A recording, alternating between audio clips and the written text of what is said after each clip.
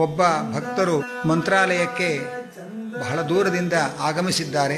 ಅವರು ಬರುವಾಗ ಮಠದ ಭೋಜನದ ಸಮಯ ಎಲ್ಲ ಮುಗಿದಿತ್ತು. ರಾಘವೇಂದ್ರ ಸ್ವಾಮಿಗಳ ಸೇವೆ ಮಾಡಲಿಕ್ಕೆ ಅವರ ಪ್ರಸಾದವನ್ನು ಸ್ವೀಕಾರ ಮಾಡಬೇಕು ಅಂತ ಕಾತರದಿಂದ ಬಂದ ಆ ಭಕ್ತರಿಗೆ ತುಂಬ ಹಸಿವೆಯಿಂದ ಬಳಲಿದ್ದಾರೆ. ಎಷ್ಟು ಕೇಳಿದ್ರು ಎಲ್ಲೂ ಕೂಡ ಸಮಯ ಮೀರಿದ್ರಿಂದ ಅವರಿಗೆ ಊಟದ ವ್ಯವಸ್ಥೆ ಒದಗಿ ಬರಲಿಲ್ಲ. ತುಂಗಾ ನದಿಗೆ ಹೋಗಿ ಸ್ನಾನ ಮಾಡಿಕೊಂಡು ಬಂದು ವಿಚಾರ ಮಾಡೋಣ ಅಂತ ಹೇಳಿ ತುಂಗಾ ನದಿಯ ಸ್ನಾನಕ್ಕೆ ಹೋಗಿ ಇಷ್ಟು ನದಿ ಜಲವನ್ನೇ ಪಾನ ಮಾಡಿ ಹಸುವೆಯನ್ನು ಇಂಗಿಸಿಕೊಳ್ಳೋಣ ಅಂತ ನದಿ ತೀರಕ್ಕೆ ಹೋಗಿದ್ದಾರೆ. ನದಿಯಲ್ಲಿ ಸ್ನಾನ ಮಾಡಿದ್ದಾರೆ. ಸ್ನಾನ ಮಾಡಿ ಶುಚಿಯಾಗಿ ಆನ್ಹಿಕ ಮುಗಿಸಿ ಬೊಗಸೆ ತುಂಬಾ ನೀರು ಕುಡಿಲಿಕ್ಕೆ ಅಂತ ಹೋದಾಗ ಆಚಾರ್ಯ ಅಂತ ಯಾರೋ ಕರೆದ ಹಾಗಾಯ್ತು. ತಲೆ ತಿರುಗಿ ನೋಡಿದರೆ ಯಾರೋ ಒಬ್ಬರು ಬಂದು, ಅಲ್ಲಿಂದ ನಾನು ನಿಮ್ಮನ್ನ ಕೂಗ್ತಾ ಇದ್ದೇನೆ, ಯಾಕೆ ನೀವು ನಿಂತ್ಕೊಳ್ಳಿ, ಇಲ್ಲಿ ತನಕ ಬಂದ್ಬಿಟ್ರಿ, ಏನ್ ಸಮಾಚಾರ ಅಂತ ಕೇಳಿದ್ರು. ಅಲ್ಲ, ಅಲ್ಲಿ ನಿಮ್ಗೆ ಹಸಿವೆ ಆಗಿದೆ, ಊಟ ಆಗಿಲ್ಲ ಅಂತ ಹೇಳಿ ಅನ್ನ ಕಳಿಸಿದ್ದಾರೆ, ಅದನ್ನ ನೀವು ತಗೊಳ್ಳಿ ಅಂತ ನಾನು ಅಲ್ಲಿಂದ ಕೂಗಿಕೊಂಡು ಬರ್ತಾ ಇದ್ದೇನೆ, ನೀವು ತಿರುಗಿ ನೋಡದೆ ಇಷ್ಟು ದೂರ ಬಂದ್ಬಿಟ್ಟಿದ್ದೀರಿ, ತಗೊಳ್ಳಿ ಅಂತ ಹೇಳಿ ಒಂದು ಬಾಳೆ ಎಲೆ, ತಟ್ಟೆಯ ಮೇಲೆ ಬಾಳೆ ಎಲೆ ಹಾಸಿ ಅಲ್ಲಿ ಎಲ್ಲ ರೀತಿಯ ಅಡಿಗೆಯನ್ನು ಬಡಿಸಿದ್ದನ್ನು ತಂದು ಕೊಟ್ಟಿದ್ದಾರೆ.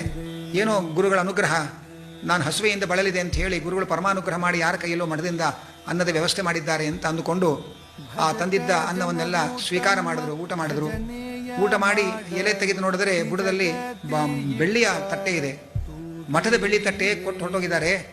ಅದನ್ನು ವಾಪಸ್ ಹೋಗಿ ತಲುಪಿಸಬೇಕು ಅಂತ ಹೇಳಿ ಗಾಬರಿಯಿಂದ ನದಿ ತೀರದಿಂದ ಓಡಿಕೊಂಡು ಬಂದು ಮಠದ ಸಿಬ್ಬಂದಿಗಳಲ್ಲಿ ಹೇಳಿದ್ದಾರೆ, ನೋಡಿ ಹೀಗೆ ಒಬ್ಬರು ಆಚಾರ್ಯರು ಬಂದು ನನಗೆ ಈ ತಟ್ಟೆಯಲ್ಲಿ ಊಟ ಕೊಟ್ಟರು, ನದಿ ತೀರಕ್ಕೆ ಬಂದು ತುಂಬಾ ಹಸಿವೆಯಿಂದ ಬಳಲಿದ್ದೆ, ಊಟ ಮಾಡಿದೆ, ನೋಡಿದ್ರೆ ಅದು ಬೆಳ್ಳಿ ತಟ್ಟೆ ಕೊಟ್ಟುಬಿಟ್ಟಿದ್ದಾರೆ, ಮಠದ ತಟ್ಟೆ ವಾಪಸ್ ಕೊಡೋಣ ಅಂತ ಬಂದೆ.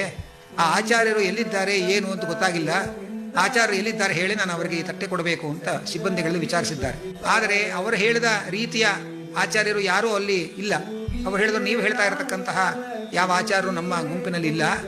ಆದರೆ ಒಂದು ಮಾತ್ರ ಸತ್ಯ, ಈ ತಟ್ಟೆ ರಾಘವೇಂದ್ರ ಸ್ವಾಮಿಗಳಿಗೆ ಹಸ್ತೋದಕಕ್ಕೆ ತೆಗೆದುಕೊಂಡು ಹೋಗುವಂತಹ ತಟ್ಟೆ ಇದು, ನಿಮ್ಗೆ ಹೇಗೆ ಬಂತಿದು? ನಾವು ನೈವೇದ್ಯವಾಗಿ ಈ ತಟ್ಟೆಯನ್ನು ಸ್ವಚ್ಛ ಮಾಡಿ ಒಳಗೆ ತೆಗೆದಿಟ್ಟಿದ್ದೇವೆ ಅಂತ ಹೇಳಿ ಒಳಗೆ ಹೋಗಿ ತೆಗೆದು ನೋಡ್ತಾರೆ, ಒಳಗೆ ಹಸ್ತೋದಕದ ತಟ್ಟೆ ಇರಲಿಲ್ಲ. ನಾವೆಲ್ಲ ರಾಯರ ನೈವೇದ್ಯವಾಗಿ ಅದನ್ನೆಲ್ಲ ಸ್ವಚ್ಛ ಮಾಡಿ ತಟ್ಟೆಯನ್ನು ಒಳಗಿಟ್ಟಿದ್ದೇವೆ, ನಿಮಗೆ ಈ ತಟ್ಟೆ ನಿಮ್ಮ ಕೈಗೆ ಒಬ್ಬ ಆಚಾರ್ಯರು ತಂದು ಕೊಟ್ಟಿದ್ದಾರೆ ಅಂತಂದ್ರೆ ಮಹಾಪುಣ್ಯವಂತರು ನೀವು.